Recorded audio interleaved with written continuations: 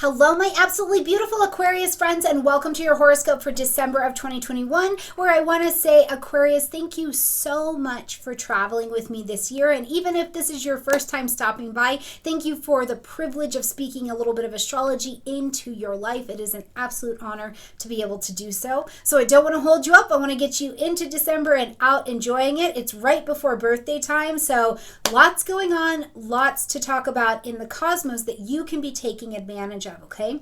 First of all, though, I love a good collaboration, and it is time again to get ready for 2022 with a collaboration with Astrology Hub, where we've got the free forecast event going on, financially free investment on your part. Click in the description box down below to get signed up. And if you've never been to the free forecast event, it's awesome. It is a panel of master astrologers coming together talking about the cosmic landscape of 2022. It is phenomenal, really, really useful, and I think it's also really delicious for astrology learners because you'll get to see how we came to the diagnoses that we come to. Plus, guidance is beautiful, is it not? So if you'd like to join financially free investment, click in the description box down below, okay? All right, Aquarius, let's see what's going on in the cosmos.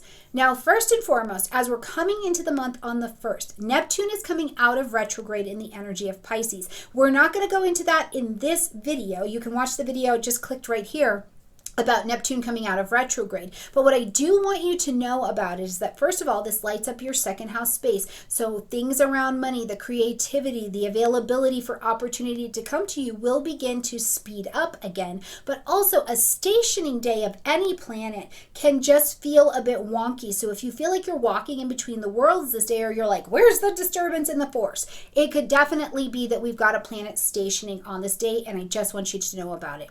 Now, when we get to the 4th of the month, we're going to have a new moon solar eclipse in the energy of Sagittarius, and this is going to light up your 11th house space. So friends, social groupings, organizations, technology, social media, long-range plans and goals and aspirations that you have for yourself. Now, with this new moon, we're planting the seeds of intention to begin something, but because this is an eclipse, it's a resetting of this area, and we can watch it play out and come to fruition for you over this next 6 months, okay? There's been a lot going on for you, in your relationship dynamics this year. So at this time, as you have the chance to begin or ask for fresh energy around something in your social sector, what would you like to begin? And I have to tell you, for some of you, I have this great sense that this is an opportunity to literally have soulmates come to you.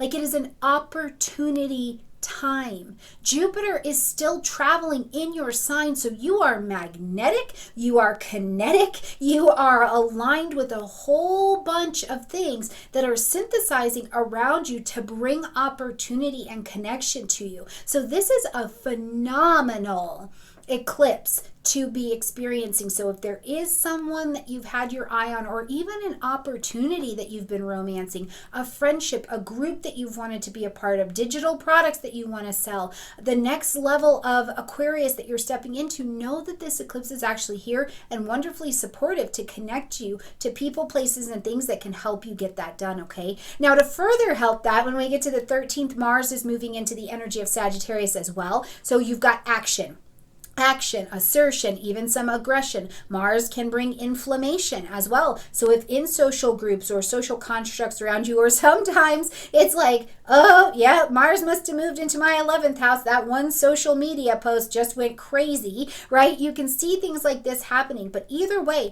Mars puts movement and action into your feet and into your energy in this particular area. So if there's something you wanted to experience, if there's a date you wanted to go on, if there are things with your friends that you need to get tied up, wrapped up, whatever, the end of the year shopping, get it done while Mars is in the energy of Sagittarius all the way until January 24th. We will also see Mercury moving into the energy of Capricorn, so just there into your 12th house space. Now, this is going to serious and bring a serious tone to your thinking, to your conversation, to decisions you're making. With Capricorn, it could even be family or business decisions that you are making, but you are being kind of zoomed in with Mercury into this area, and you're making It's easier to concentrate because we need to make bigger and sometimes what can feel like harder decisions. But the thing I want to point out to you is that as Mercury moves into Capricorn, Capricorn is ruled by Saturn. Saturn has been in your sign and you're going to keep up this work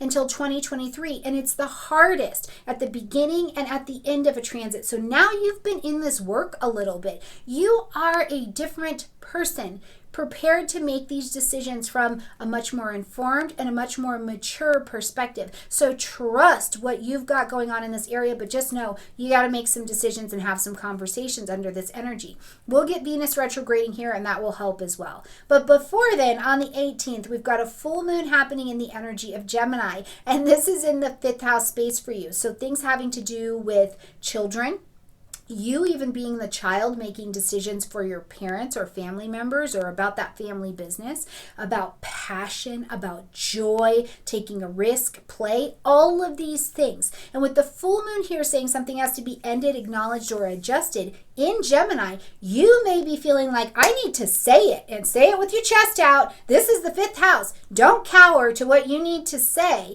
Don't go tearing anybody's little golden huts down. But what you need to say, or maybe what feels like it needs to be said under this energy, information you could find is flowing, but there's a passion behind it. There is an energy of, I want to move forward with this. I want to take a risk in this area. And that may be something you see playing out over this next 4 weeks. Now on the 19th, Venus is going to take that retrograde in the energy of Capricorn, okay? And it's going to retrograde all the way until January 29th. So in this 12th house space for you, things that have been secret, they're hidden, they're behind the scenes, things that have to do with death, mental illness, the elderly, babies, creative talents, this all lives in this 12th house space. And as Venus is here, you could be going over the value of relationships in your life. You could be going over money decisions that need to be made. All of these things you could find are showing back up. And also, I will tell you, if you've got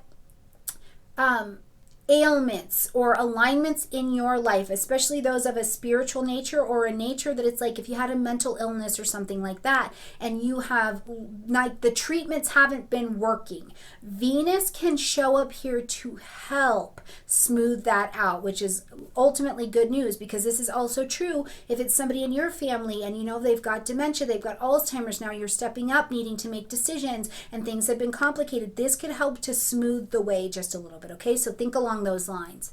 On the 21st, we've got the sun moving into the energy of Capricorn, so right before birthday time, right? But as the sun is going to do its 4-week travel here in your 12th house, you are preparing the soil of your life to be rich, to be fertile. You're shutting down things from last year and getting ready for the next year coming up. And this means there may be some grief that is on the table, grief of the last year, grief of things that are going, but also an understanding of tangible results coming into your life because you welcome them by surrendering what cannot be anymore. As we get to the 24th, we're going to see the last of the Saturn-Uranus square for 2021. We saw it in February, we saw it in June, and we've got one now. So we've got Saturn over there whipping and skipping, moving really slow, through your sign, maturing you, making things heavy. Sometimes things felt doubtful or complicated, and other times it felt like you finally stepped up into this next version of yourself. But whatever it is, Saturn's been working there, squaring and pushing against this Taurus energy, which your other ruling planet of Uranus is in. So for you, I am telling you, I feel like Aquarius, this year has been the clash of the titans, but it has also been a reckoning for you with life of, this is where I'm going. This is what makes me feel grounded. This is how I create security. This is how I come to the next level. Regardless of how I feel, my actions produce this. So there's been a reevaluating that I think has been happening all year, that really at this particular square, you may feel the intensity depending on the other alignments of your chart, but I think you're much more apt to be able to step up to them at this time. Now, Jupiter is going to move into the energy of Pisces until May of 2022. Then it'll jump to Aries for a while, then back into Pisces, and then we'll get the full Jupiter and Aries experience. But as Jupiter moves into Pisces here, into your second house, this is again an expansion or maybe even something legal connected to money, but it is an expansion of money. And because Jupiter kind of acts as this guardian angel in Pisces, there is a helperness to it. So the money situations that you're needing to deal with, or things about value, or even possessions in this particular area, what I would just tell you is to make sure that you have all of the information you need to make financial decisions, but ultimately know this is a growth and an abundance in this particular area that is available, okay? Or lessons that you need to learn around finances and values are definitely going to present themselves under this energy. As we close out this month and get ready to close out the year on the 29th, Mercury is going to go retrograde. It's going to move into its pre-retrograde shadow time before retrograde, January 14th, actually in Aquarius. But on the 29th, what I'd love for you to pay attention to is that as Mercury is slowing down, it's slowing down at 24 degrees of Capricorn. So I want you to pay attention. What's coming to your attention, what's coming to your table at this time. Because at that January 14th retrograde in Aquarius at 10 degrees, you're going to work between 10 degrees of Aquarius and 24 degrees of Capricorn. So that sweeping motion, right now, this is what you're cleaning. Not everything over here. Right here is what this Mercury retrograde will be powerful for you. So make sure you have your own chart. If you don't, click in the description box down below and get one from me. And then also check out this video, and there's also one in the description box about how to find that 24 degrees and that 10 degrees on your particular chart, okay? All right, my beautiful Aquarius friends, I love you a ton. I look forward to seeing you across the bridge here in 2022, where we're going to welcome in some birthday time for you. So have a beautiful rest of the year. I look forward to seeing you at the forecast event as well, and I'll see you next year. Bye.